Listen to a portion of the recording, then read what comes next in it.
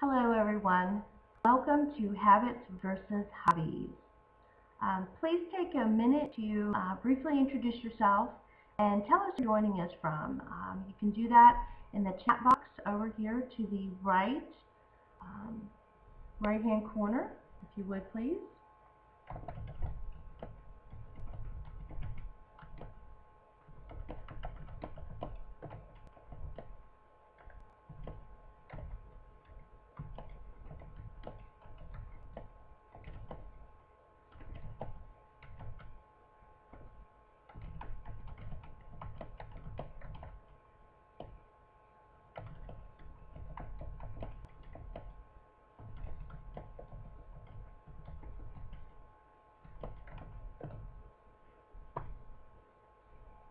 Okay, now as we look at habits versus hobbies, we'll be looking at this and how it relates to your health.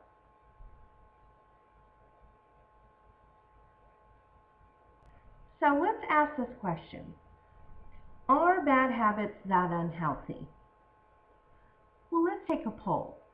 First, let's everyone think about it. How much time do you spend in front of a screen on a daily basis? Now, before you only say, oh, I only watch 1 hour of TV a day, we're talking screen time. How much computer time do you spend, television time, and oh yes, the phone all together? On an average, how much do you think you spend?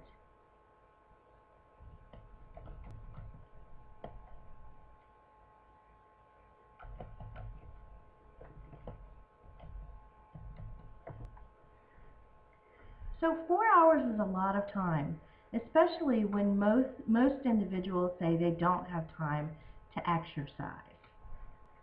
So what does this really mean in terms of our health? Well, we've talked about this before in the past.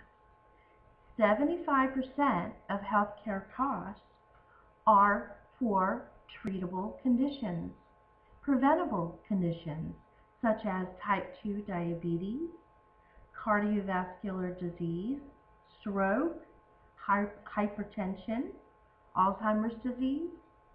All of these things are preventable and associated with unhealthy living styles, obesity, a sedentary lifestyle. This is why we want to look at habits.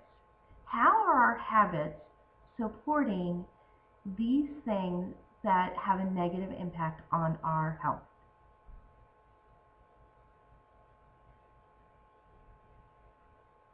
So let's think about this. Screen time can't be the only bad habit we can think of here. Take a moment. I'm going to switch over to the whiteboard, and I would like for you all to take a moment and write out a bad habit that you can think of that may have a negative effect on health.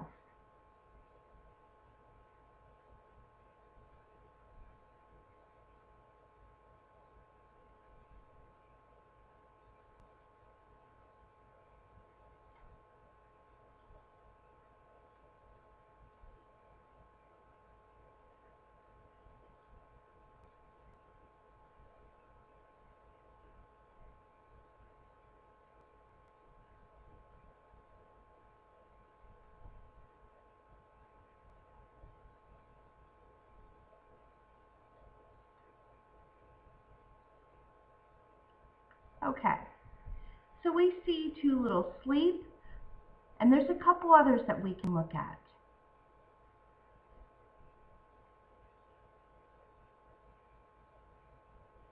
Got too little sleep here, stress, and we have mindfulness, okay, or lack of mindfulness.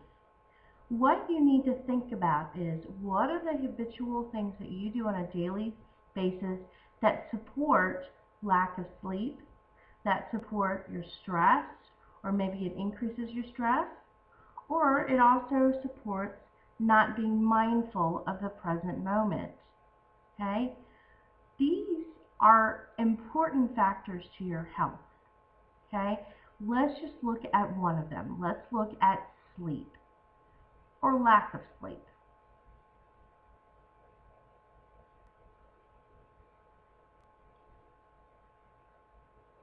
The Boston College has a whole page on their website devoted to the cost of sleep deprivation.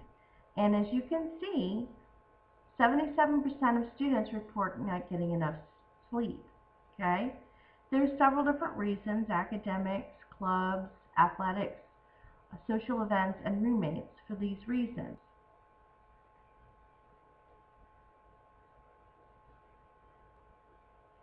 But here's the thing. Look at the health risks associated with a lack of sleep. Okay? We've got heart attacks are increased by 45%. Slower reaction time. If you're driving, that's not great. Increased blood pressure. It affects your heart. Lack of sleep can cause a weakened immune system, so you're going to get sick more often. Okay? You'll be susceptible to diseases and infection. There's the risk of obesity, and we've already talked about how obesity is linked with all those other preventable chronic diseases like type 2 diabetes and cardiovascular disease. So, if you think about it, sleep deprivation has a huge impact on your health. Now, what you need to do is think about what are the possible things that you do on a habitual basis, habits that you have, okay, that support sleepless nights or sleep deprivation, okay? Those are the bad habits that you want to take a look at. And those are the habits that you want to switch out in favor of something that is possibly going to improve your health, okay?